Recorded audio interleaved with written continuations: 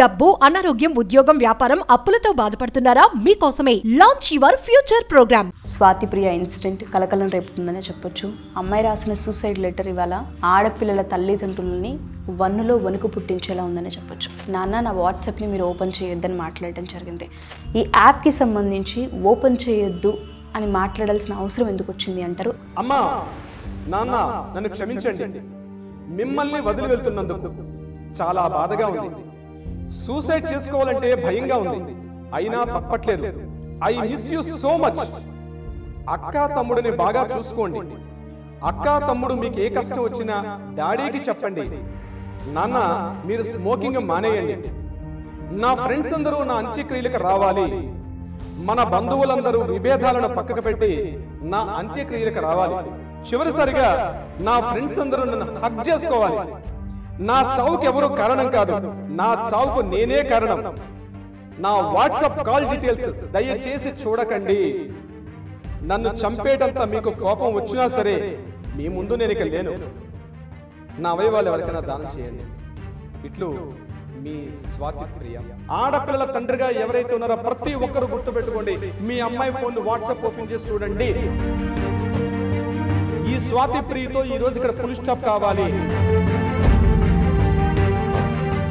నమస్తే ఠాగూర్ గారు. నమస్తే అండి ఉష గారు. బాసరా ఏరియాలో స్వాతి ప్రియ ఇన్సిడెంట్ కలకలం రేపుతుందనే చెప్పొచ్చు. అమ్మాయి రాసిన సూసైడ్ లెటర్ ఇవాళ చాలా మంది ఆడపిల్లల తల్లిదండ్రులని వన్నులో వణుకు పుట్టించేలా ఉందని చెప్పొచ్చు. స్పెషల్లీ తను ఒక వర్డ్ యూస్ చేసింది, సార్, నాన్న, నా వాట్సాప్ని మీరు ఓపెన్ చేయొద్దని మాట్లాడడం జరిగింది. అందులో చాలా అర్థం ఉందేమో అని మనకు అనిపిస్తోంది. రీసెంట్గా మనం యాప్స్కి సంబంధించి చాలా వీడియోస్ చేస్తున్నాము. అసలు ఈ డెత్ని ఏ విధంగా చూడాలి? అమ్మాయి చనిపోయే ముందు ఈ యాప్కి సంబంధించి ఓపెన్ చేయొద్దు అని మాట్లాడాల్సిన అవసరం ఎందుకు వచ్చింది అంటారు? అనాలిసిస్ ఏంటి సార్? అసలు అత్యంత దయనీయమైన దుర్ఘటనగా చెప్పుకోవచ్చు. ఈరోజు మనకి బాసర 888లో జరిగినటువంటి సంఘటన. ఈరోజు మార్నింగ్ టిఫిన్ చేస్తానని రమ్మనమని చెప్పి తనతో ఉన్నటువంటి ఇద్దరు రూమ్మేట్స్, మొత్తం ముగ్గురు కలిసి ఒక రూమ్లో ఉన్నారు. అందులో ఈ అమ్మాయి నేను టిఫిన్కి రాను, మీరు వెళ్ళిరండి అని చెప్పింది. మిగిలిన ఇద్దరు ఫ్రెండ్స్ కూడా టిఫిన్ చేయడానికి వెళ్ళారు. టిఫిన్ చేసి వాళ్ళు వచ్చేసరికి రూములో అక్కడ ఫ్యాన్కి ఉరేసుకొని ఆ పక్కనే ఒక లెటర్ రాసి ఫ్యాన్కి ఉరేసుకున్నటువంటి ఒక మృతదేహం లభించింది. ఆమె స్వాతిప్రియగా పోలీసులు ఇప్పటివరకు నిర్ధారణ చేశారు. ద్వితీయ సంవత్సరం PUC, ఆమె పేరు స్వాతిప్రియగా 17 సంవత్సరాల అభంశుభం తెలియని అమ్మాయిగా మనకు కనిపిస్తుంది. ఆ అమ్మాయి రాసినటువంటి ఆ లెటర్ మనం చూస్తుంటే ఇది యాక్చువల్గా ఆమె రాసినటువంటి సూసైడ్ లెటర్ రాసేసి ఆమె హ్యాంగ్ చేసుకొని చనిపోయినట్టుగా కనిపిస్తుంది. కానీ మనం రెండు కోణాలుగా చూడొచ్చు. ఇదే బాసర 888లో ఇది ఈ సంవత్సరం జరిగినటువంటి 3వ ఒక ఆత్మహత్యగా చెప్పుకోవచ్చు. గడిచిన ఏడాది ఇదే సమయానికి 6 రకాల ఆత్మహత్యలు జరిగాయి, అబ్బాయిలు అమ్మాయిలు కలిసి. ఈ ఏడాది ఇప్పటికి 3వ జరిగింది. అంటే ఈ బాసర IT ఫామ్ అయిన తర్వాత ఇప్పటికీ చాలామంది ఆత్మహత్యలు చేసుకున్నారు. నేను అటువంటి ఆ కోణంలోకి వెళ్ళదలుచుకోలేదు. ఏదైతే తను రాసినటువంటి సూసైడ్ లెటర్, ఏదైతే మన చేతికి అందినటువంటి సూసైడ్ లెటర్ పోలీసులు రిలీజ్ చేసినటువంటి ఆ సూసైడ్ లెటర్ ఈరోజు మన చేతిలో ఉంది. కాబట్టి నేను కాస్త విశ్లేషణ చేసే అవకాశం ఉంటుంది. ప్రతి ఒక్క తల్లిదండ్రులు కూడా, ఆడపిల్లలు కలిగిన ప్రతి ఒక్క తల్లిదండ్రులు కూడా ఈరోజు నేను చెప్పే విషయాన్ని ఒళ్ళు దగ్గర పెట్టుకొని వినండి. ప్రతి ఒక్కరు కూడా పూర్తిగా ఆలకించండి. మీ ఇంట్లో ఆడపిల్ల ఉన్నట్లయితే, ముఖ్యంగా టీనేజ్ వయసులో ఉన్న అమ్మాయి అయితే, ఆ అమ్మాయి మీ యొక్క అమ్మాయి హైదరాబాద్ లాంటి సిటీల్లో, నగరాల్లో ఉద్యోగాలని చెప్పి హాస్టల్లో ఉన్నటువంటి అమ్మాయి మీ ఇంట్లో ఉన్నట్లయితే, పెళ్లి కానటువంటి అమ్మాయి మీ ఇంట్లో ఉన్నట్లయితే, ముఖ్యంగా వాళ్ళందరూ కూడా ఉద్దేశించి నేను చెప్పబోయే మాటలు ఒక లీగల్ సైకో ఎనలిస్ట్గా నేను చెప్తున్నానండి. ఇది చేసినట్టు ఏదైతే తను రాసినటువంటి ఈ యొక్క మనకి ఈ సూసైడ్ లెటర్గా మనం చెప్తున్నామో, ఇది సూసైడ్ లెటర్ కాదండి. ప్రతి ఒక్క ఆడపిల్లల తండ్రికి కూడా కనువిప్పు కలిగించేటటువంటి ఒక లెటర్గా చెప్పుకోవచ్చు. ఇది యాక్చువల్గా ఉత్తరం కాదు, మన హృదయాన్ని ఇక్కడ ప్రతిబింబిస్తోంది. ప్రతి తల్లిదండ్రులు కూడా ఒక ఆలోచింప చేసేటట్టుగా ఉంది ఈ యొక్క లెటర్. నేను దీన్ని కాస్త అనాలిసిస్ చేసే ప్రయత్నం చేస్తానండి. అత్యంత దారుణం. ఇటువంటి లెటర్ని యాజ్ ఏ లాయర్గా నేను ఈరోజు మీ ముందు ఇట్లా చేతులు కట్టుకొని మీ ముందు ఎక్స్ప్లెయిన్ చేయడం ఉంది నేను చాలా బాధాకరంగా చెప్తున్నాను. నేను కూడా ఒక ఆడపిల్ల తండ్రిగా చెప్తున్నానండి ఉష గారు. ఈరోజు ప్రతి ఒక్క తల్లిదండ్రులకి బాధ్యత ఉంది. ఇందాక మీరు ఆఫ్ రికార్డులో మీరు చెప్పారు, ప్రతి ఒక్క తండ్రి కూడా తన అమ్మాయి యొక్క భుజం మీద చెయ్యి వేసి నేను ఉన్నాను, హగ్ అంటారు చూసారండి. ఆ హగ్ అనే పదాన్ని ఈ లెటర్లో కూడా వాడడం జరిగింది. ఈ హగ్ని ఏమని కోరుకుంటుంది? తన తండ్రి యొక్క ఆప్యాయత, తన తండ్రి యొక్క ప్రేమ, తన తండ్రి యొక్క స్పర్శను కోరుకుంటుంది ఆ అమ్మాయి. ఈరోజు ఎంతోమంది అమ్మాయిలు అది తెలియక వేరే అపరిచితుల వ్యక్తుల యొక్క హగ్గును కోరుకుంటున్నారు. నేను ఉన్నానన్న భరోసా ఎప్పుడైతే ఇంట్లో మనకి దొరకదో మూడో వ్యక్తి యొక్క హగ్గును కోరుకుంటుంది, మూడో వ్యక్తి యొక్క స్పర్శను కోరుకుంటుంది. అది స్పర్శ కాదు, అది కబంధ హస్తం అని తెలుసుకోలేకుండా ఈరోజు అమ్మాయిలు తమ జీవితాలను పూర్తిగా బుగ్గిపాలు చేసుకుంటున్నారు, తమ జీవితాలను నాశనం చేసుకుంటారు. అటువంటి మీరు ఆపన్న హస్తం, నేను ఉన్నానన్న ఒక భరోసా ఒక ప్రతి తల్లి ప్రతి తండ్రి చేయాల్సినటువంటి ప్రతి అవసరం కూడా ఉంది. ఇటువంటివి ఇక్కడతో ఫుల్ స్టాప్ జరగాలి. ఇటువంటిది ఏ ఇంట్లో కూడా ఊహించుకోవడానికి కూడా కష్టం అండి.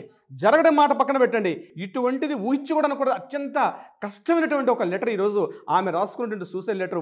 ఆ సూసైడ్ లెటర్ని నేను కొంత విశ్లేషించే ప్రయత్నం చేస్తాను. అమ్మా, నాన్న, నన్ను క్షమించండి.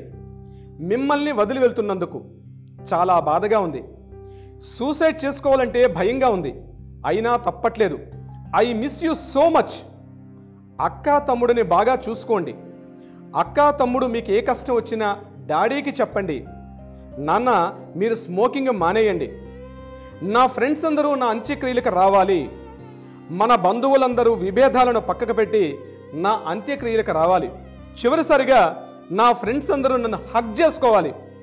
నా చావుకు ఎవరూ కారణం కాదు, నా చావుకు నేనే కారణం. నా వాట్సాప్ కాల్ డీటెయిల్స్ దయచేసి చూడకండి. నన్ను చంపేటంత మీకు కోపం వచ్చినా సరే మీ ముందు నేను ఇక లేను. నా అవయవాలు ఎవరికైనా దానం చేయండి. ఇట్లు మీ స్వాతి ప్రియ. ఈ లెటర్ని మనం ఉషగారు 3 పార్ట్స్గా మనం చూడాలి.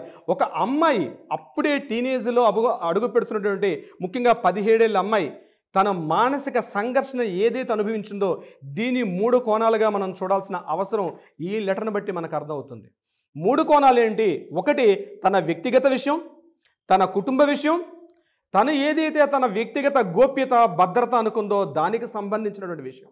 తన వ్యక్తిగత విషయం చెప్పినట్లయితే, నాకు సూసైడ్ చేసుకోవాలనుకుంటున్న చాలా భయంగా ఉంది. భయం అనే పదం వాడుతుంది. అంటే అంటే ఆత్మహత్య చేసుకోవాలనుకోవడం అంత ఈజీ కాదండి.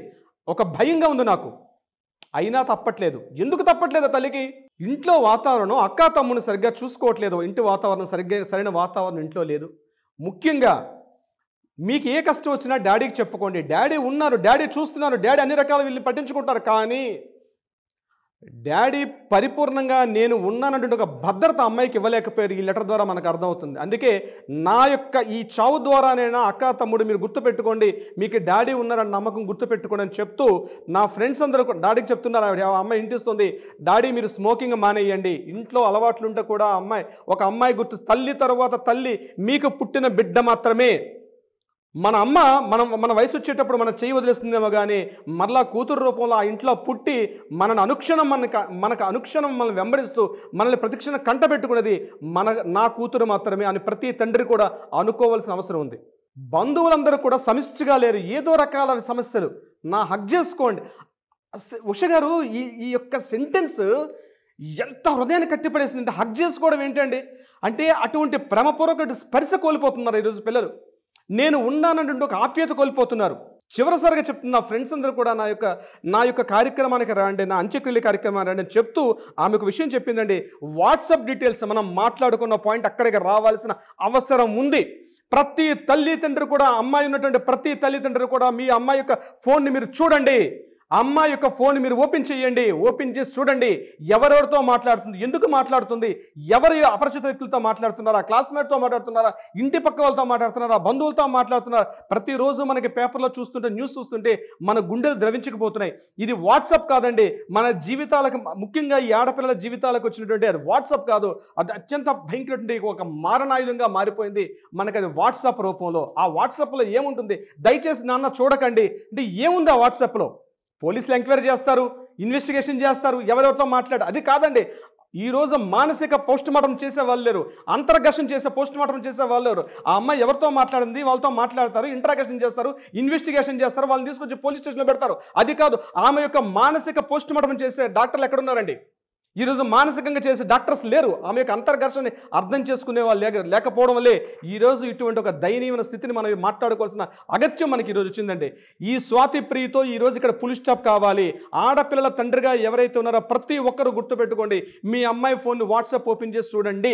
మనం 100 ఎపిసోడ్ చేసామండి ఉష గారు. ఎవరు దయచేసి ప్రొఫైల్ పిక్స్ పెట్టకండి. మీరు అపరిచిత వ్యక్తులతో మీ పర్సనల్ డీటెయిల్స్ ఇవ్వకండి. ఎటువంటి విషయాలు కూడా మీ ఫ్యామిలీ డీటెయిల్స్, మీ పర్సనల్ డీటెయిల్స్ ఎవరు కూడా మీరు డిస్కషన్ చేయకండి, చెప్పకండి అన్నప్పుడు కూడా ఆడపిల్లలు ఈరోజు ఆగకుండా ఆ యొక్క వాట్సాప్ మాయలో పడి ఆ వాట్సాప్ నుండి ఒక చక్రబంధంలో మునిగిపోయి అష్టదిగ్బంధనంతో తమ జీవితాలను బుగ్గిపాలు చేసుకొని ఆ తెలియని ఒక మాయ వలలో పడిపోతుంది. ఒక మాయ, ఆ మాయ వలలో పడి తమ జీవితాలను పూర్తిగా నాశనం చేసుకుంటారు. దానికి నిదర్శనం ఈరోజు జరిగిన ఈ దుర్ఘటన, ఈ స్వాతి ప్రియ యొక్క సంఘటనతో జీవితానికి చిరమాంకం పాడాల్సిన అవసరం అయితే ఉంది. ప్రతి తల్లిదండ్రికి కనువిప్పు కావాలి. ఈ సంఘటన ప్రతి తల్లిదండ్రికి నేను చెప్తున్నాను, ప్రతి ఒక్కరు కూడా మీ పిల్లల వాట్సాప్లో ఓపెన్ చేసి చూడండి. మీకు తెలియని విషయాలు చాలా బయటకు వస్తాయి. అప్పటికి వాళ్ళ ఒంటి మీద చేయకండి, కొట్టకండి, తిట్టకండి. దగ్గరం తీసుకొని చేరదీసి మేమున్నాం ఇట్లాంటివి చేయొద్దని చెప్పి కామా పెట్టండి. ఆ కామా పెట్టి దాన్ని అక్కడ ఫుల్ స్టాప్ పెట్టేసి కంప్లీట్గా మీరు యొక్క ఆమె జీవితం నుంచి ఆ వాట్సాప్ ఎవరైతే అపరిచిత వ్యక్తులతో మాట్లాడుతున్నారో దానికి చరమాంకం పాడండి. ఇటువంటి సంఘటనలు ఏ ఇంట్లో జరగకూడదని ఊహిద్దాం. ఇటువంటి మరలా పునరావృతం కాకూడదని ఊహిద్దాం ఉష గారు. సో ఎస్పెషల్లీ రవీంద్రనాథ్ గారు చెప్పినట్టుగా ప్రతి తల్లిదండ్రులు కూడా ఎస్పెషల్లీ ఆడపిల్లలు మొబైల్ వాడుతున్నారు అంటే ఏమేమి యాప్స్ యూస్ చేస్తున్నారు, ఏ కాంటాక్ట్స్ ఉంటూ ఉన్నాయి, వాళ్ళ స్టేటస్లు ఎందుకు పెడుతున్నారు, ఎలోన్గా ఉండే పెడుతూ ఉన్నారా, హ్యాపీనెస్గా ఉండే పెడుతూ ఉన్నారా, అసలు వాళ్ళు ఎక్కడికి వెళ్తున్నారు, వాళ్ళ క్యాంపస్ ఏంటి, క్యాంపస్లో ఫ్రెండ్స్ ఏంటి, హాస్టల్ సర్కిల్ ఏంటి, దయచేసి పిన్ టు పిన్ చెక్ చేయాల్సిన అవసరం ఇప్పుడున్న జనరేషన్కి అయితే చాలా ఎక్కువగా ఉంది. ఎందుకంటే ఏ విధంగానైనా సరే ప్రమాదం పొంచి ఉందని చెప్పడమే మా ఉద్దేశం. ఎందుకంటే వాట్సాప్కి సంబంధించి నేను రవీంద్రనాథ్ గారు కంటిన్యూగా వీడియోలు చేస్తూనే ఉన్నాము. దయచేసి ఇది ఒక సీరియస్ నోట్లా ముఖ్య గమనికలా తీసుకుంటారని ప్రతి పేరెంట్ భావిస్తూ ఉన్నాం. సో ఎక్కడున్నా స్వాతి ప్రియ ఆత్మకు శాంతి కలగాలని కోరుకుందాం. ఇటువంటి ఇన్సిడెంట్ ఏ స్టూడెంట్కి, ఏ ఆడపిల్లకి రాకూడదని కోరుకుందాం. స్వాతి ప్రియ పేరెంట్స్కి అయితే ఇది తీరని లోటు. ప్రతి పేరెంట్కి కూడా ఈ ఇన్సిడెంట్ ఒక గుణపాఠం అవుతుందని కోరుకుంటున్నాం. Thank you sir. ఎందుకంటే ఒక సూసైడ్ నోట్ని చూసి అందులో ప్రతి పాయింట్ని అనాలిసిస్ చేసి ఎస్పెషల్లీ ఏ కారణాల వల్ల చనిపోయి ఉండొచ్చు, వేరే పేరెంట్స్ ఎక్కడ జాగ్రత్త పడాలి అన్న పాయింట్ని ఒక హాఫ్ అన్ అవర్ మీరు ఆలోచించి దాని గురించి అనాలిసిస్ చేశారంటే చిన్న విషయం కాదు. ప్రతి పాయింట్ని క్షుణ్ణంగా చూసి, ఎందుకంటే కోర్టులో ఎన్నో కేసులు మీరు చూస్తుంటుంటారు. పదే పదే వాట్సాప్ గురించి మాట్లాడుతూ ఉంటే కొన్నిసార్లు అనుకునే వాళ్ళం మేము కూడా ఇంత ఉందా అని. బట్ ఇవాళ ఒక ఇన్సిడెంట్ చాలా క్లియర్గా అమ్మాయి రాసింది అంటే ఎంత ఇన్ఫ్లుయెన్స్ అయిపోతున్నారు, ఎక్కడ దాకా వెళ్ళిపోతున్నాయి జీవితాలని అర్థమవుతుంది. Thank you for the analysis sir. Thank you so much. Suman టీవీలో మీ పర్సనల్ అండ్ బిజినెస్ ప్రమోషన్స్ కోసం కింది నెంబర్కి కాంటాక్ట్ చేయండి.